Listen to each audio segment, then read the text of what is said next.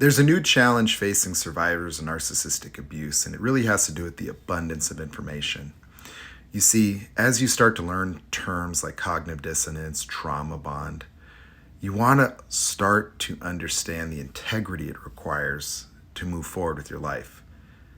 You see, if you understand narcissistic personality disorder enough, if you understand that you have cognitive dissonance or you experienced that in the past, if you have heard the term trauma bond and you see that that can apply to your circumstances, what there is also to understand is there's another word that's even more important. It's called integrity. You see, I want you to look at it this way. All the things that anybody would aspire to achieve in their life, whether it's becoming an Olympic swimmer or a medical professional like a doctor, requires sacrifice.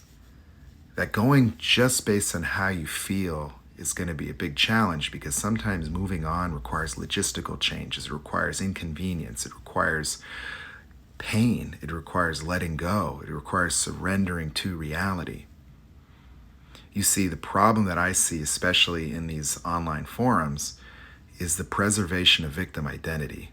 It's just a painful reality that what I experience seeing is that when somebody learns cognitive dissonance or trauma bond, they merely transfer their victimhood to those new objects. Those terms become the new explanation for their ongoing struggle. But see, there's a lack of authenticity there, because if you know that you have a trauma bond, if you know that you suffer from cognitive dissonance in the past, the understanding is all that there really is. You know, you can't wait for the emotional Red Seas to part. It's not going to get easier with time. As you prolong this relationship, you get devalued into weaker and weaker places. And so if you know, it's like you know. And so you have to start to honor what you know. The truth will set you free, but only if you honor and respect the truth, only if you validate it with new choices. That you have to confront the pain.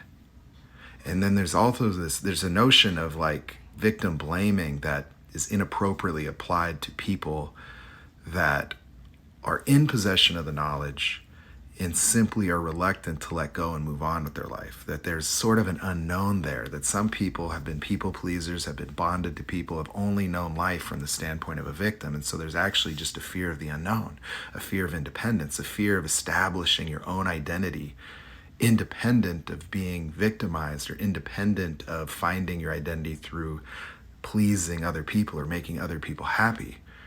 And so there's a lot of fear. And the issue is that when somebody has all the information, they end up becoming a victim to those things. Like, how long are you going to continue to say, I have a trauma bond, that's why I can't move on? Or approaching your issues like it's an addiction, when in reality, nobody recovers from narcissistic abuse laying next to Charlie Sheen or Lamar Odom in Santa Monica. You know, that you don't go through necessarily withdrawals.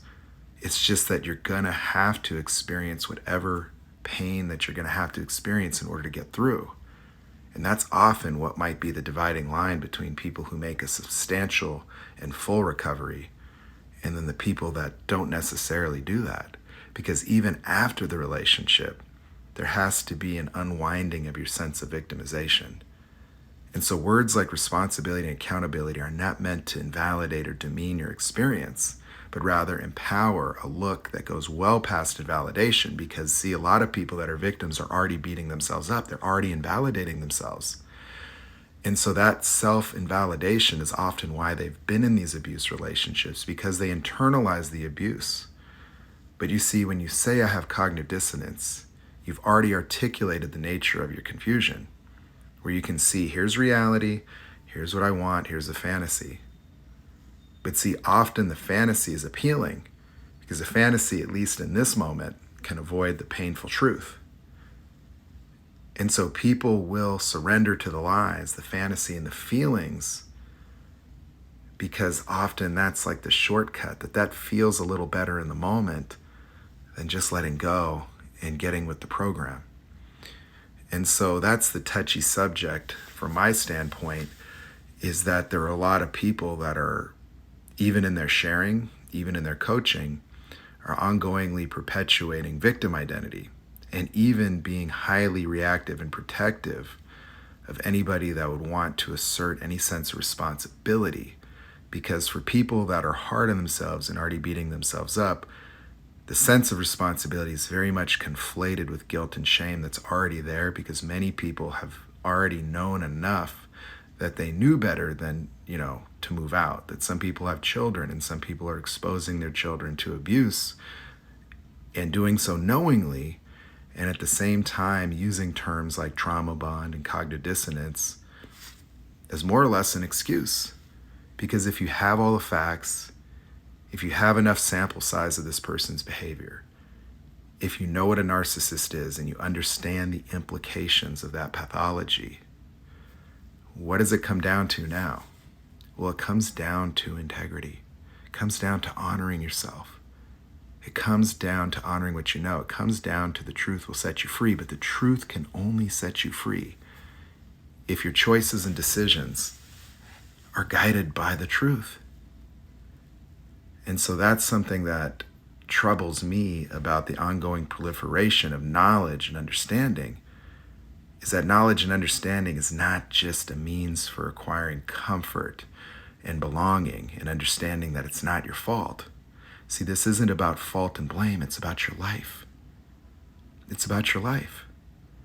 And a lot of times there's going to be pain. A lot of times you have to make uncomfortable decisions. A lot of times you have to do the right thing even when it doesn't feel like it. You want to be a champion, you can't keep hitting snooze. That you want to keep sleeping, but that's not going to get you through the Olympic trials, is it? No. And so people that achieve things in life often have to do them at the total opposition of everything in their body telling them to keep sleeping, telling them their muscles are burning, to slow down, to stop, to quit. Well, in a sense, that's going to be what it takes for you to break the trauma bond, for you to acknowledge the cognitive dissonance and release yourself from the non-reality and the fantasies that you're maintaining. It's going to require discomfort. And the shame and the guilt that you're afraid of triggering in people, it's already there. It's already there. And so there is a measure of responsibility and accountability needed, but it's really important that you approach that without invalidation. It's really important that you grant yourself the humanity, that you're perfectly fine, you're a human being, and that we do things, and that a great portion of our behavior is very, very much automatic. That we had pasts that led us this way, that formed our personalities and our identities in very, very toxic environments. And so it's in understanding this stuff where we grant ourselves a space and humanity, that we stop beating ourselves up. And when we stop doing that, then we can plainly look at the situation and understand that this isn't working. And it isn't working to continue to be an insight junkie. It's not working to have all this terminology yet still suffering. Because then what is there left?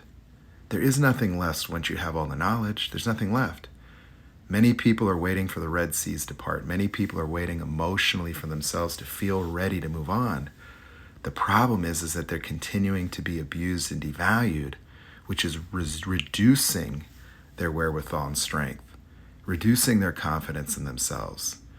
And so in many instances, you just can't keep waiting because it doesn't get better. And that's why I share in this manner. And it's a very touchy subject because of people's sensitivity to recreating and experiencing pain that's already there. But often, that's exactly what we have to go through. It's what I had to go through. And it is what you have to go through, unfortunately. That there's going to have to be disappointment, pain. There's going to have to be some sadness. But that's not okay. Or not okay. That's actually perfectly okay. Sorry.